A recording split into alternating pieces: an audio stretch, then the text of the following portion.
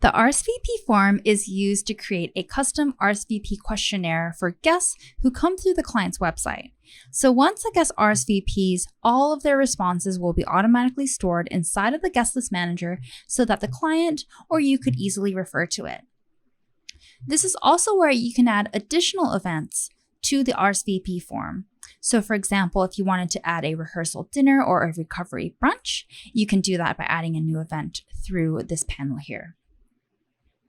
And when you add another event and you want to make it a private event, all you'll really need to do here is check off the private event setting and select the guests that are invited to this particular event so that when they come through to RSVP, only those guests would be able to see an RSVP to that event. You can also customize the questions on the RSVP form. So the only question that we have by default is whether or not the guest has any dietary requirements, and that's so you can quickly share this information with the caterer down the road. So there's several different types of questions that you can ask, and when you click on any one of these questions, you'll have some default or some example questions that you can draw inspiration from, but of course each wedding is going to be different and your client's going to have different requirements and different plans, so definitely use your best judgment and choose the questions that are best fit for that wedding. So for example, for this particular wedding, I've got a question in here that says, taking the shuttle. So do you need a ride to the venue? We're going to be organizing a shuttle from the hotel to the venue. And then the question type is a yes or no question. So it's a simple yes or no question. And this is to help the client get an accurate head count on how many guests are going to be attending or number of guests who need a ride and help them book the correct shuttle size. You can also change the wording of the questionnaire form. So if your clients really want to make it, change up the tone of voice to make it really fun or funny, they can change all of the wording through this form here. And finally, when you're ready to enable the RSVP form to start collecting responses from guests, you just need to enable this option to collect RSVPs. And depending on your client's preferences, you can allow anyone who visits the website to RSVP or restrict it to anyone who's on their guest list.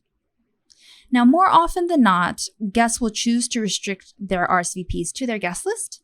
So just be aware that that option is here if they do have a more flexible guest list.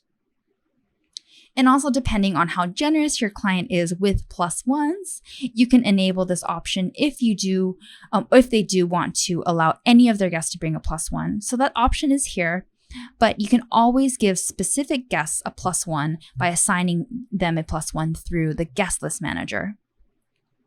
So this is kind of a overall global setting where anyone can bring a +1, but if you want to assign +1s to specific special guests, you'll do that through the guest list manager.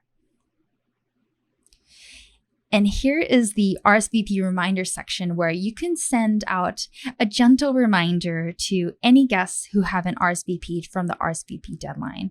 So if you wanted to send out a friendly little reminder, just enable this and make sure that RSVP deadline is here, and then an email would be automatically sent to those guests who you're still waiting to get a reply from, just to ask them to RSVP. And from my experience, anytime an RSVP reminder is sent out, the couple will usually get back all their remaining RSVPs within 24 to 48 hours. Now here, the RSVP link will take the visitors directly to the RSVP form so they can go through the process of RSVPing. But if the client prefers to send a QR code, sometimes clients like to include a QR code on their invitations, either for the website or for the RSVP form. Here's where you can find that. So if they are interested in that, just go into your RSVP settings and you can grab the QR code from here.